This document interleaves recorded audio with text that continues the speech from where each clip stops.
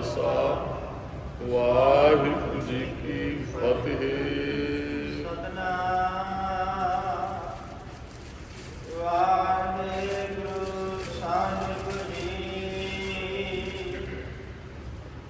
वैसाख धीरन क्यों वाटिया जिना प्रेम विशुभ। महाराज कहते है भी जिन्हों के अंदर ना पति परमात्मा के प्रति प्रेम विशोह है, भी प्रेम की शोह है, भी अंदर सल है, तो महाराज कहते हो जीव रूप इस्त्रियां विसाख के महीने च किवें धीरज धारण करना, क्योंकि वो वाडियां दर तो विछड़ियां हुई रब नालों, फिर किवें धीरज आवे।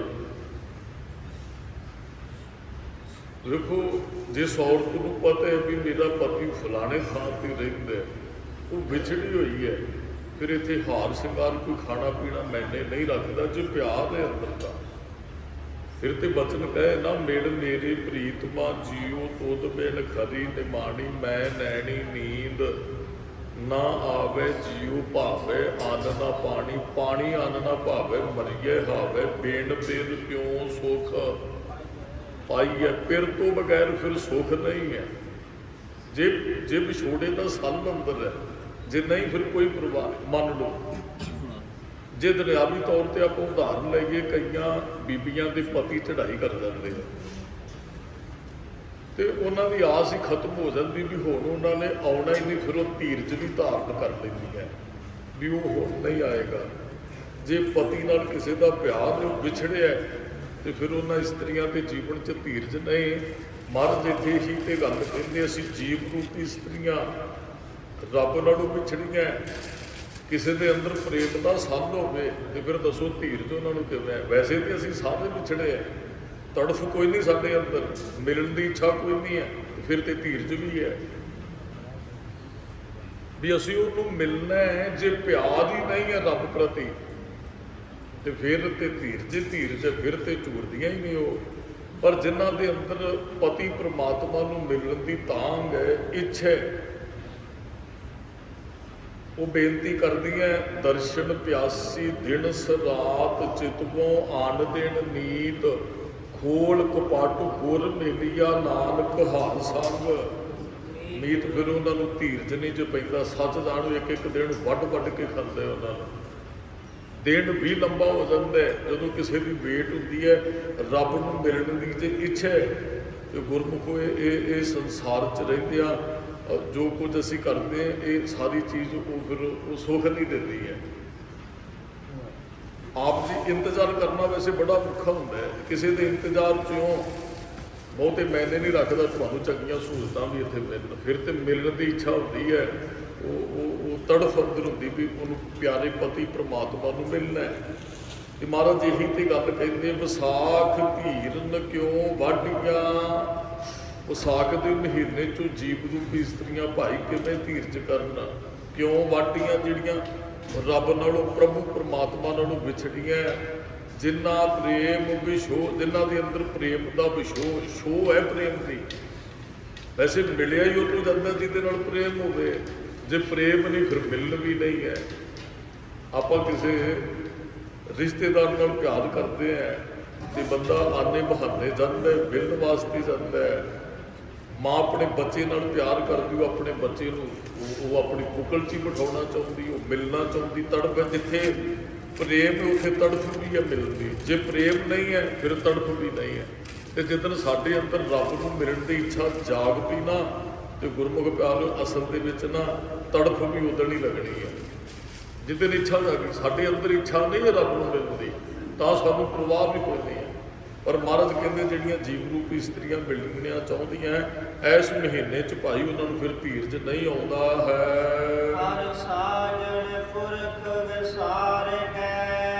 असल दे विच ना जीव रूपी इस्त्रियां ने उस सज्जन पुरख नूं वसा ही दिता है। लगे माया तो कहते उन्होंने माया की धो लग गई है। ऐसा कुछ नहीं भी रब नूं असीं भुल गए तो पदार्थवादी बन गए हैं, माया की दौड़ है। ਮਾਫ ਕਰਨਾ। ਦਾਸ ਨੇ ਬਹੁਤ ਮੇਰੀ ਬੇਨਤੀ ਕੀਤੀ, ਧਾਰਮਿਕ ਸਥਾਨਾਂ ਤੇ ਵੀ ਮਾਇਆ ਦੀ ਧੂ ਵਾਲੇ ਆਉਂਦੇ ਐ, ਹੋਰ ਮਿਲ ਜੇ ਮਾਇਆ, ਹੋਰ ਮਿਲ ਜੇ, ਹੋਰ ਮੰਗਣ ਆਉਂਦੇ ਐ। ਮਹਾਰਾਜ ਕਹਿੰਦੇ ਮਾਇਆ ਦੀ ਦੌੜ ਹੈ ਤੇ ਸੱਜਣ ਪੁਰਖ ਨੂੰ ਵਸਾ ਹੀ ਦਿੱਤਾ। ਵੇਖੋ ਗੁਰਮੁਖੋ, ਦੁਨਿਆਵੀ ਉਦਾਹਰਨਾਂ ਇੱਥੇ ਬਿਲਕੁਲ ਢੁਕਦੀਆਂ। ਮੰਨ ਲਓ ਕਿਸੇ ਔਰਤ ਦਾ ਪਤੀ ਵਿਦੇਸ਼ ਗਿਆ, ਜੇ ਤੇ ਉਹਦੇ ਔਰਤ ਉਹ ਕਹਿੰਦੀ ਨਹੀਂ ਜੀ ਤੁਸੀਂ ਵਾਪਸ ਆ ਜਾਓ, ਤੇ ਉਹ ਕਹਿੰਦਾ ਵੀ ਮਾਇਆ ਭੇਜ ਦੇਣਾ। ਜੇ ਤੇ ਉਹਦਾ ਮਾਇਆ ਨਾਲ ਫਿਰ ਤੇ ਕਹੇਗੀ ਵੀ ਨਾ ਆਇਓ ਜੀ, ਮਾਇਆ ਬੜੀ ਆ ਗਈ ਹੈ, ਕੋਠੀ ਚੰਗੀ ਆਪਾਂ ਪਾ ਲਈ ਹੈ, ਗੱਡੀ ਬਹੁਤ ਵਧੀਆ ਲੈਂਦੀ ਹੈ, ਹੋਰ 4 ਗੱਡੀਆਂ ਲਾਂਗੇ, ਹੋਰ ਨੌਕਰ ਰੱਖਦੇ ਆ, ਹੋਰ ਵਧੀਆ ਬੰਗਲਾ ਪਏਗਾ, ਫਿਰ ਉਸ ਪਾਸੇ ਨੂੰ ਬੰਦਾ ਚਲਾ ਜਾਂਦਾ। ਜਿੱਥੇ ਮਾਇਆ ਨਾਲ ਪ੍ਰੇਮ ਬਣ ਜਾਂਦਾ ਨਾ, ਉੱਥੇ ਸਾਜਨ ਪੁਰਖ ਨਾਲੋਂ ਪ੍ਰੇਮ ਟੁੱਟ ਜਾਂਦਾ ਹੈ। ਹੁੰਦਾ ਵੈਸੇ ਹੈ ਹੀ ਹੈ, ਨਿੱਕਾ ਜਿਹਾ ਬੱਚਾ ਹੈ, ਮਾਂ ਕਿੰਨਾ ਪਿਆਰ ਕਰਦੀ ਉਸ ਬੱਚੇ ਨਾਲ। ਉਹ ਬਾਹਰ ਨੂੰ ਆਏ ਨੂੰ ਬੁਰਕੀਆਂ ਗਰਾਹੀਆਂ ਤੋੜ ਕੇ ਉਹਦੇ ਮੂੰਹ 'ਚ ਪਾਉਂਦੀ ਹੈ, ਉਹਨੂੰ ਕਿੰਨਾ, ਤੇ ਉਹ ਅੱਖਾਂ ਤੋੜਦੇ ਵੀ ਨਹੀਂ ਉਹਨੂੰ ਹੋਣ ਦੇਣਾ ਚਾਹੁੰਦੀ। ਨਿੱਕਾ ਜਿਹਾ ਬੱਚਾ ਹੋਵੇ ਤੇ ਜਦੋਂ ਨੂੰ ਉਹੀ ਬੱਚਾ ਵੱਡਾ ਹੋ ਜਾਂਦਾ, ਕਿਤੇ ਨਾ ਕਿਤੇ ਮਾਂ ਪਿਓ ਨੂੰ ਵੀ ਉਸ ਬੱਚੇ ਵਿੱਚੋਂ ਪੈਸੇ ਦੀ ਪ੍ਰਾਪਤੀ ਦੀ ਇੱਛਾ ਹੁੰਦੀ ਹੈ। ਫਿਰ ਤੇ ਨਹੀਂ ਮਾਂ ਜਵਾਨ ਪੁੱਤਰ ਨੂੰ ਬੁਰਕੀਆਂ ਤੋੜ ਕੇ ਉਹਦੇ ਮੂੰਹ 'ਚ, ਫਿਰ ਤੇ ਸਗੋਂ ਕਹਿੰਦੀ ਵੀ ਦਫਾ ਹੋ ਕਿਤੇ ਕੰਮ ਲੱਗ। ਉਹੀ ਬੱਚਾ ਸੀ ਨਾ ਜਿਹਨੂੰ ਅੱਖਾਂ ਤੋਲੇ ਨਹੀਂ ਕਰਨਾ ਚਾਹੁੰਦੀ। ਹੁਣ ਵਿੱਚ ਕਿਤੇ ਨਾ ਕਿਤੇ ਮਾਇਆ ਦੀ ਇੱਛਾ, ਕਿਉਂਕਿ ਅਸਲ ਦੇ ਵਿੱਚ ਅਸੀਂ ਬੱਚਿਆਂ ਨੂੰ ਪਿਆਰ ਹੀ ਇਸ ਕਰਕੇ ਕਰਦੇ ਹਾਂ। ਮਹਾਰਾਜ ਨੇ ਕਿਹਾ ਵੀ ਜਨਨੀ ਗਰਭ ਪਾਲਤੀ ਸੁਤ ਕੀ ਕਲ ਆਸਾ, ਵੱਡਾ ਹੋਏ ਧਨ ਖਾਟ ਦੇ ਕਲ ਭੋਗ ਵਿਲਾਸਾ। ਹੁਣ ਇੱਕ ਬੱਚਾ ਕਿਸੇ ਦਾ ਵਿਦੇਸ਼ ਭੇਜਿਆ ਹੀ ਹੋਇਆ ਨਾ, ਉਹੀ ਬੱਚੇ ਨੂੰ ਵੇਖ ਕੇ ਵੇਖਣ ਤੋਂ ਬਗੈਰ ਮਾਂ ਸੌਂਦੀ ਨਹੀਂ। ਉਹ ਕਹਿੰਦਾ ਸੀ ਅੱਜ ਚਾਚੇ ਤਾਏ ਘਰੇ ਸੌਣਾ ਤੇ ਮਾਂ ਨੂੰ ਰਾਤ ਨੀਂਦ ਨਹੀਂ ਆਉਂਦੀ। ਉਹੀ ਬੱਚਾ ਤੇ ਹੁਣ ਵਿਦੇਸ਼ ਬੈਠਾ ਮਾਇਆ ਕਮਾ ਕੇ ਲਿਆ ਰਿਹਾ। ਕਿਤੇ ਨਾ ਅੰਦਰ ਮਾਇਆ ਦੀ ਪਾਹ ਚੜ ਜਾਂਦੀ ਹੈ ਸਾਨੂੰ, ਉਹ ਸਮਝ ਕੋਈ ਨਹੀਂ ਆਉਂਦੀ, ਪਤਾ ਕੋਈ ਨਹੀਂ ਲੱਗਦਾ ਹੈ। ਅਸਲ ਗੱਲ ਇਹ ਹੀ ਹੈ, ਅਸੀਂ ਰੱਬ ਨਾਲੋਂ ਟੁੱਟ ਕੇ, ਸੱਜਣ ਪੁਰਖ ਨਾਲੋਂ ਟੁੱਟ ਕੇ ਤੇ ਮਾਇਆ ਦੀ ਧੋ, ਮਾਇਆ ਉਹ ਚੀਜ਼। ਵੇਖੋ ਜੇ ਤੇ ਤੁਹਾਡੀ ਪਤਨੀ ਤੁਹਾਨੂੰ ਗੁਰਦੁਆਰੇ ਆਉਣ 'ਚ ਕਰਦੀ ਹੈ ਸਹਾਇਤਾ, ਤੁਹਾਨੂੰ ਸਵੇਰੇ ਆਪ ਸਵਾਣੀਆਂ ਭੈਣਾਂ ਬੀਬੀਆਂ ਬੱਚੀਆਂ ਉੱਠ ਪੈਂਦੀਆਂ, ਉਹਨਾਂ ਨੇ ਘਰ ਦੇ ਕੰਮ, ਉਹ ਕਈ ਵਾਰੀ ਬੰਦਿਆਂ ਨਾਲੋਂ ਪਹਿਲਾਂ ਉੱਠਦੀਆਂ, ਤੇ ਜਿਹਦੇ ਤੁਹਾਨੂੰ ਉਠਾਉਂਦੀ ਉੱਠੋ ਜੀ ਗੁਰਦੁਆਰੇ ਜਾਣਾ, ਤੁਹਾਡਾ ਨਿਤਨੇਮ ਨਹੀਂ ਰਹਿ ਜਾਣਾ, ਫਿਰ ਉਹ ਇਸਤਰੀ ਮਾਇਆ ਨਹੀਂ ਹੈ, ਉਹ ਔਰਤ ਮਾਇਆ ਨਹੀਂ ਹੈ, ਉਹ ਤੁਹਾਡੀ ਸਹਾਇਤਾ ਕਰ ਰਹੀ ਹੈ। ਮਾਇਆ ਉਹ ਚੀਜ਼ ਹੈ, ਮਾਇਆ ਜਿਤ ਹਰ ਵਿਸਰੇ ਮੋਹ ਉਪਜੈ ਭਾਉ ਦੂਜਾ ਲੈ। ਬਹੁਤ ਮੇਰੀ ਦਾਸ ਨੇ ਬੇਨਤੀ ਕੀਤੀ ਹੈ, ਜੇ ਮਾਇਆ ਵੀ ਤੁਹਾਨੂੰ ਸਹੂਲਤ ਦਿੰਦੀ ਹੈ ਭਾਈ। ਹੁਣ ਕਈ ਵਾਰੀ ਪੁਰਾਣੇ ਸਮੇਂ 'ਚ ਨਾ ਬੰਦੇ ਕੋਲ ਸਹੂਲਤਾਂ ਨਹੀਂ ਹੁੰਦੀਆਂ। ਸਿੱਖਾਂ ਨੂੰ ਨਹਾਉਣ ਵਾਸਤੇ ਨਦੀ ਤੇ ਜਾਣਾ ਪੈਂਦਾ ਸੀ, ਇਸ਼ਨਾਨ ਕਰਨ ਵਾਸਤੇ ਹੀ। ਕੋਈ 2-4 ਕਿਲੋਮੀਟਰ ਸਿੱਖ ਇਸ਼ਨਾਨ ਕਰਦੇ ਰੋਜ਼, ਔਰ 2-4 ਕਿਲੋਮੀਟਰ ਨੂੰ ਜਾਣਾ ਪੈਂਦਾ ਸੀ। ਤੇ ਹੁਣ ਮਾਇਆ ਕਰਕੇ ਸਹੂਲਤ ਹੈ ਵੀ ਜਿਸ ਕਮਰੇ 'ਚ ਸੁੱਤੇ ਉੱਥੇ ਹੀ ਗੀਜ਼ਰ ਲੱਗਾ, ਉੱਥੇ ਹੀ ਵਾਸ਼ਰੂਮ ਹੈ। ਜੇ ਉਹ ਮਾਇਆ ਤੋਂ ਅਸੀਂ ਲਾਭ ਲੈ ਰਹੇ, ਮੇਰਾ ਟਾਈਮ ਬਚਿਆ, ਜਿਹੜਾ ਟਾਈਮ ਮੈਂ ਨਦੀ ਤੇ ਜਾਂਦਾ ਹਾਂ, ਮਾਇਆ ਕਰਕੇ ਮੈਨੂੰ ਸਹੂਲਤ ਰੂਮ 'ਚ ਹੀ ਮਿਲ ਗਈ, ਉਹ ਮਾਇਆ ਨਹੀਂ ਰਹਿੰਦੀ, ਉਹ ਮਾਇਆ ਸਾਡੀ ਮਦਦਗਾਰ ਬਣ ਜਾਂਦੀ ਹੈ। ਜੇ ਧਰਮ ਕਮਾਉਣ 'ਚ ਜਿਹੜੀ ਚੀਜ਼ ਵੀ ਸਾਡੀ ਮਦਦ ਕਰਦੀ ਉਹ ਮਾਇਆ ਨਹੀਂ ਹੈ, ਜਿਹੜੀ ਸਾਨੂੰ ਰੱਬ ਨਾਲੋਂ ਤੋੜਦੀ ਉਹ ਹਰੇਕ ਚੀਜ਼ ਹੀ ਮਾਇਆ ਹੈ। ਜੇ ਮੰਨ ਲਓ ਹੁਣ ਕੋਈ ਬੱਚੇ ਸੈੱਟ ਹੋ ਕੇ, ਕਿਸੇ ਦਾ ਬਾਹਰ, ਕਿਸੇ ਦਾ ਵੈਸੇ ਕਾਰੋਬਾਰ ਚੰਗਾ ਹੈ, ਤੇ ਜੇ ਉਹ ਬੱਚੇ ਕਹਿਣ ਬਾਪੂ ਹੁਣ ਤੂੰ ਮਾਲਾ ਪਕੜ, ਤੇ ਹੁਣ ਤੂੰ ਬੇਬੇ ਮਾਲਾ ਪਕੜ, ਬਸ ਤੂੰ ਗੁਰਦੁਆਰੇ ਜਾਣਾ, ਕੋਈ ਕੰਮ ਨਹੀਂ ਕਰਨਾ, ਬਹੁਤ ਕਰ ਲਿਆ, ਉਹ ਬੱਚੇ ਮਾਇਆ ਨਹੀਂ ਹੈ ਮਾਂ ਪਿਓ ਵਾਸਤੇ। ਇੱਕ ਪਰਿਵਾਰ ਮੈਨੂੰ ਮਿਲਿਆ, ਉਹ ਬੜੀ ਮਿਹਨਤ ਕੀਤੀ ਮਾਂ ਪਿਓ ਨੇ, ਬੱਚਾ ਉਹਨਾਂ ਦਾ ਬਾਹਰ ਚਲਾ ਗਿਆ, ਉਹ ਆਇਆ ਮਿਲਣ ਵਾਸਤੇ ਆਪਣੇ ਮਾਂ ਪਿਓ ਨੂੰ, ਤੇ ਬਾਹਰੋਂ ਮਾਲਾ ਲੈ ਕੇ ਆਇਆ, ਕਹਿੰਦਾ ਬਾਪੂ ਬੇਬੇ ਹੁਣ ਤੁਸੀਂ ਕੋਈ ਕੰਮ ਨਹੀਂ ਕਰਨਾ, ਬਸ ਗੁਰਦੁਆਰੇ ਜਾਇਆ ਕਰੋ ਬਾਣੀ। ਮੈਨੂੰ ਬੜਾ ਚੰਗਾ ਲੱਗਾ। ਉਹ ਬੱਚੇ ਮਾਇਆ ਨਹੀਂ ਹੈ ਮਾਂ ਪਿਓ ਵਾਸਤੇ। ਜਿਹੜੇ ਬੱਚੇ ਕਹਿੰਦੇ ਤੁਸੀਂ ਬੜੀ ਮਿਹਨਤ ਕਰ ਲਈ, ਹੁਣ ਮੈਂ ਕਮਾਵਾਂਗਾ, ਬਸ ਤੁਸੀਂ ਗੁਰਦੁਆਰੇ ਜਾਣਾ, ਤੁਸੀਂ ਨਾਮ ਜਪਿਆ ਕਰੋ, ਜਿਹੜੀ ਚੀਜ਼ ਦੀ ਜ਼ਰੂਰਤ ਹੈ ਮੈਨੂੰ ਫੋਨ ਕਰੋ, ਉਹ ਚੀਜ਼ ਭਾਵੇਂ ਮੈਂ ਵਿਦੇਸ਼ ਬੈਠਾ ਮੈਂ ਤੁਹਾਡੇ ਤੱਕ ਪਹੁੰਚਾਵਾਂਗਾ। ਉਹ ਬੱਚੇ ਵੀ ਮਾਇਆ ਨਹੀਂ ਹੈ। ਤੇ ਜੇ ਬੱਚਿਆਂ ਤੋਂ ਮਾਇਆ ਕਮਾਉਣ 'ਚ ਅਸੀਂ ਲੱਗੇ ਰਹੇ, ਫਿਰ ਉਹ ਬੱਚੇ ਵੀ ਮਾਇਆ ਹੈ। ਜੇ ਅਸੀਂ ਬੱਚਿਆਂ ਨੂੰ ਵੇਖਦੇ ਹੀ ਇਸ ਤਰੀਕੇ ਨਾਲ ਵੀ ਅਸੀਂ ਇਹਨਾਂ ਨੂੰ ਪੈਦਾ ਹੀ ਮਾਇਆ ਕਮਾਉਣ ਵਾਸਤੇ ਕੀਤਾ ਹੈ, ਫਿਰ ਉਹ ਸਾਰਾ ਕੁਝ ਹੈ ਹੀ ਮਾਇਆ। ਕਈ ਵਾਰੀ ਤਾਂ ਐਸੇ ਹੁੰਦੇ ਨੇ, ਉਹ ਬਾਪ ਕਹਿ ਦਿੰਦਾ ਤੁਹਾਨੂੰ ਅਸੀਂ ਜਨਮ ਕਾਹਦੇ ਵਾਸਤੇ ਦਿੱਤਾ ਜੇ ਸਾਨੂੰ ਤੁਸੀਂ। ਹਾਂ, ਬੱਚਿਆਂ ਦਾ ਵੀ ਫਰਜ਼ ਹੈ ਮਾਂ ਪਿਓ ਨੂੰ ਸੁੱਖ ਦੇਣ, ਮਾਂ ਪਿਓ ਵੀ ਬੱਚਿਆਂ ਨੂੰ ਧਰਮ ਦ੍ਰਿੜ ਜ਼ਰੂਰ ਕਰਵਾਉਣ। ਦਾਸ ਨੇ ਬਹੁਤ ਵਾਰੀ ਇਸ ਸਟੇਜ ਤੋਂ ਬੇਨਤੀ ਕੀਤੀ, ਸਕੂਲ ਪੁੱਤਰ ਜ਼ਰੂਰ ਜਾਣਾ ਹੈ, ਇੱਕ ਵੀ ਨਾਗਾ ਨਹੀਂ। ਅਸੀਂ ਪ੍ਰੋਗਰਾਮ ਕੈਂਸਲ ਕਰ ਦਿੰਦੇ, ਵਿਆਹ ਨਹੀਂ ਜਾਣਾ, ਸਕੂਲ ਜਾਣਾ ਹੈ। ਕਿ ਇੰਨਾ ਜ਼ਰੂਰੀ ਬੱਚੇ ਨੂੰ ਗੁਰਦੁਆਰੇ ਜਾਣਾ ਅਸੀਂ ਕਦੇ ਕਿਹਾ? ਜਦੋਂ ਅਸੀਂ ਗੁਰਦੁਆਰੇ ਨੂੰ ਲਿਆਉਣੇ ਉਹ ਫਿਰ ਸਾਰੀ ਮਾਇਆ ਸਾਡੇ ਵਾਸਤੇ ਬਣ ਜਾਂਦੀ। ਇੱਥੇ ਮਹਾਰਾਜ ਅੱਜ ਕਹਿੰਦੇ ਹੈ ਵੀ ਮਾਇਆ ਦੀ ਧੋ ਤੇ ਰੱਬ ਨੂੰ ਭੁੱਲ ਗਏ। ਹੱਦ ਸਾਜਨ ਪੁਰਖ ਵਸਾਦ ਕੇ ਲੱਗੀ ਮਾਇਆ ਤੋਂ ਸੱਚ ਜਾਣੋ ਆਪਣੇ ਆਪਣੇ ਤੇ ਢੁਕਾ ਕੇ ਵੇਖੋ ਅਸੀਂ ਸਾਰੇ ਇਹੋ ਜਿਹੇ ਹੀ ਆ ਤਕਰੀਬਨ। ਜਬ ਕਛ ਪਾਵੇ ਮਾਇਆ ਆ ਗਈ ਤੇ ਖੁਸ਼ ਨਹੀਂ ਆਏ ਤੇ ਹੋਰ ਤਰ੍ਹਾਂ ਦਾ ਸਾਡਾ ਮਾਈਂਡ ਹੋ ਜਾਂਦਾ। ਮਹਾਰਾਜ ਕਹਿੰਦੇ ਮਾਇਆ ਦੀ ਧੋ ਚੜ੍ਹ ਮਾਇਆ ਦੀ ਪਾਹ ਚੜ੍ਹ ਗਈ। ਮਹਾਰਾਜ ਕਹਿੰਦੇ ਨਾ ਇਹੋ ਤਨ ਮਾਇਆ ਪਾਹਿਆ ਪਿਆਰੇ ਲੀਤੜਾ ਲੱਭ ਰੰਗਾਏ ਮੇਰੇ ਕੰਤ ਨਾ ਭਾਵੇ ਚੋਲੜਾ ਪਿਆਰੇ। ਆ ਜਿਹੜੀ ਮਾਇਆ ਦੀ ਦੌੜ ਨਾ ਜਿਹੜੀ ਤੈਨੂੰ ਪਾਹ ਚੜ੍ਹ ਗਈ ਨਾ ਤੇਰੇ ਅੰਦਰ ਨੂੰ ਮਾਇਆ ਦੀ, ਉਹ ਚੋਲੜਾ ਕੰਤ ਨੂੰ ਕੋਈ ਨਹੀਂ ਪਾਉਂਦਾ। ਵੀ ਮਾਇਆ ਵਾਲਾ ਤੇਰਾ ਮਾਈਂਡ, ਮਾਇਆ ਵਾਲਾ ਤੇਰਾ ਹਿਰਦਾ ਕੰਤ ਨੂੰ ਕੋਈ ਨਹੀਂ ਉਹ ਚੰਗਾ ਲੱਗਣਾ। ਮੇਰੇ ਕੰਤ ਨਾ ਭਾਵੇ ਚੋਲੜਾ ਪਿਆਰੇ ਕਿਉਂ ਧਨ ਸੇਜੇ ਜਾਏ। ਕਹਿੰਦੇ ਕਿਵੇਂ ਉਹ ਪਤੀ ਪ੍ਰਮਾਤਮਾ ਸੇਜ ਤੇ ਆਏਗਾ, ਹਿਰਦੇ 'ਚ ਕਿਵੇਂ ਆਣ ਕੇ ਬੈਠੇਗਾ, ਕਿਉਂਕਿ ਉਹਦੇ ਬੈਠਣ ਵਾਲੀ ਜਗ੍ਹਾ ਹੀ ਨਹੀਂ ਹੈਗੀ ਹੈ। ਅਸੀਂ ਗੁਰੂ ਗ੍ਰੰਥ ਸਾਹਿਬ ਨੂੰ ਘਰੇ ਲਿਆਉਣੇ ਆ, ਅਸੀਂ ਪਹਿਲਾਂ ਰੂਮ ਤਿਆਰ ਕਰਦੇ ਬਾਅਦ 'ਚ ਗੁਰੂ ਸਾਹਿਬ ਨੂੰ ਸੱਦਦੇ ਹਾਂ। ਪਈ ਤੇ ਬੈਠਣਾ, ਚੰਗੇ ਬਿਸਤਰੇ ਕੱਢੇ ਜਾਂਦੇ ਨਵੇਂ ਆਨ ਲੱਗ। ਅਸੀਂ ਕਿੰਨੀ ਸਫਾਈ ਵੀ ਘਰਾਂ 'ਚ ਕਰਾਈ ਜਾਂਦੀ ਹੈ, ਰੰਗ ਰੋਗਣ ਕਰਾਇਆ ਜਾਂਦਾ ਹੈ। ਮਹਾਰਾਜ ਕਹਿੰਦੇ ਇਸ ਤਰ੍ਹਾਂ ਅੰਦਰ ਨੂੰ ਵੀ ਸਾਫ਼ ਕਰ, ਗੁਰੂ ਸਾਹਿਬ ਨੇ ਚੌਂਕੜਾ ਫਿਰ ਲਾਉਣਾ ਹੈ। ਭਾਂਡਾ ਧੋਵੋ ਬੈਸ ਧੂਪ ਦੇਵੋ ਤੋ ਦੂਧੇ ਕੋ ਜਾਵੋ। ਆਪਣੇ ਅੰਦਰ ਦੀ ਸਫਾਈ ਕਰ।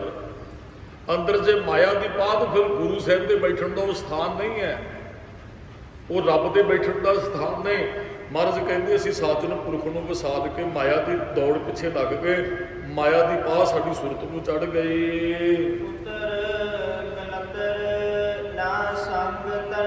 ਮਹਾਰਾਜ ਕਹਿੰਦੇ ਉਹ ਬੰਦੇ ਆ ਪੁੱਤਰ ਧੀਆਂ ਪੁੱਤਰਾਂ ਨੂੰ ਕਹਿੰਦੇ ਇਹ ਬਹੁ ਵਚਨ ਧੀਆਂ ਵੀ ਇਹਦੇ 'ਚ ਆਉਂਦੀ ਹੈ। ਪੁੱਤਰ ਕਲੱਤਰ ਸੰਗ ਧਣਾ, ਪੁੱਤਰ ਕਲੱਤਰ ਘਰ ਵਾਲੀ ਨੂੰ ਕਹਿੰਦੇ ਇਸਤਰੀ ਨੂੰ, ਸੰਗ ਧਣਾ ਧਨ ਸੰਗ। ਮਹਾਰਾਜ ਕਹਿੰਦੇ ਕਿਸੇ ਨੇ ਨਹੀਂ ਉਹ ਤੇਰੇ ਨਾਲ ਜਾਣਾ, ਨਾ ਪੁੱਤਰਾਂ ਨੇ ਜਾਣਾ, ਨਾ ਘਰ ਵਾਲੀ ਨੇ ਜਾਣਾ, ਤੇ ਨਾ ਹੀ ਧਨ ਨੇ ਤੇਰੇ ਨਾਲ ਜਾਣਾ ਹੈ। ਮਹਾਰਾਜ ਕਹਿੰਦੇ ਉਹ ਹਾਜੀ ਅਵਨਾਸੀ ਹੈ, ਨਾਸ਼ ਰਹਿਤ ਪਰਮਾਤਮਾ। ਮਾਂ ਪਿਓ ਤੇ ਬਾਬਾ ਫਰੀਦ ਜੀ ਕਹਿੰਦੇ ਫਰੀਦਾ ਕਿੱਥੇ ਤੈਡੇ ਮਾਪਿਆਂ ਜਿੰਨੀ ਤੂੰ ਜਣੇ ਹੋਏ। ਕਹਿੰਦੇ ਉਹ ਤੇਰੇ ਮਾਂ ਪਿਓ ਕਿੱਥੇ ਹੋਏ ਜਿਨ੍ਹਾਂ ਨੇ ਤੈਨੂੰ ਜਨਮ ਦਿੱਤਾ ਹੈ। ਤੇ ਫਿਰ ਬੰਦਾ ਕੋ ਕੀ ਜਵਾਬ ਦੇਗਾ ਜੀ ਉਹ ਚਲੇ ਗਏ। ਮਹਾਰਾਜ ਕਹਿੰਦੇ ਉਸ ਤਰ੍ਹਾਂ ਫਿਰ ਤੂੰ ਵੀ ਚਲੇ ਜਾਣਾ। ਕਿੰਨਾ ਕੁ ਜਪਦਾ ਦੱਸਗਾ ਭਲਾ। ਅਸੀਂ ਨਾਂ ਲੈਂਦੇ ਮੇਰੇ ਦਾਦਾ ਜੀ ਦਾ ਨਾਂ ਸੀ ਜੀ, ਮੇਰੇ ਪੜਦਾਦਾ ਜੀ ਦਾ ਨਾਂ ਸੀ ਜੀ, ਤੇ ਕਈ ਕਹਿੰਦੇ ਮੇਰੇ ਮਾਂ ਪਿਓ ਆਹ ਨਾਂ ਵਾਲੇ ਹੁੰਦੇ ਹਨ ਉਹ ਚਲੇ ਗਏ। ਮਹਾਰਾਜ ਕਹਿੰਦੇ ਜਾਣਾ ਤੇ ਤੂੰ ਵੀ ਕੋਈ ਸਾਡੇ ਨਾਲ ਨਿਭਣ ਵਾਲਾ ਹੈ, ਨਾ ਬੱਚਿਆਂ ਨਿਭਣਾ, ਨਾ ਘਰ ਵਾਲੀ ਨੇ ਨਾਲ ਜਾਣਾ, ਨਾ ਉਹ ਦੁਨੀ ਚੰਦ ਨੂੰ ਇਹੀ ਤੇ ਗੱਲ ਮਹਾਰਾਜ ਨੇ ਸੂਈ ਦੇ ਕੇ ਕਹੀ। ਕਹਿੰਦੇ ਦੁਨੀ ਚੰਦ ਦਾ ਸੂਈ ਨਾਲ ਲੈ ਕੇ ਆਈ, ਘਰ ਵਾਲੀ ਨੂੰ ਪਕੜਾ ਕੇ ਕਹਿੰਦਾ ਵੀ ਆਹ ਸੂਈ ਰੱਖ ਲੈ, ਜਿੱਦਣ ਜਾਵਾਂਗਾ ਨਾ ਨਾਲ ਲੈ ਕੇ ਜਾਣੀ ਹੈ। ਤੇ ਉਹ ਘਰ ਵਾਲੀ ਸਿਆਣੀ ਸੀ, ਉਹ ਕਹਿੰਦੀ ਜੀ ਸੂਈ ਕਿਵੇਂ ਲਿਜਾਓਗੇ, ਇਹ ਨਹੀਂ ਤੁਸੀਂ ਲਿਜਾ ਸਕਣੀ। ਕਹਿੰਦਾ ਕਿਉਂ, ਇਹ ਕੋਈ ਭਾਰੀ ਨਹੀਂ ਹੈ।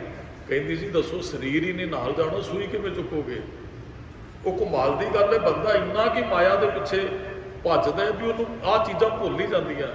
ਉਹਨੇ ਧਿਆਨ ਦਿੱਤਾ, ਕਹਿੰਦਾ ਹਾਂ ਇਹ ਤੇ ਗੱਲ ਤੇਰੀ ਸੱਚੀ ਹੈ ਵੀ ਸੂਈ ਤੇ ਕਿਵੇਂ ਪਕੜਾਂਗਾ। ਉਹ ਕਹਿੰਦਾ ਚਲੋ ਵੇਖੋ ਬੰਦਾ ਇੰਨਾ ਕਿ ਮਾਇਆ ਦੇ ਪਿੱਛੇ ਅੰਨਾ ਹੋ ਜਾਂਦਾ।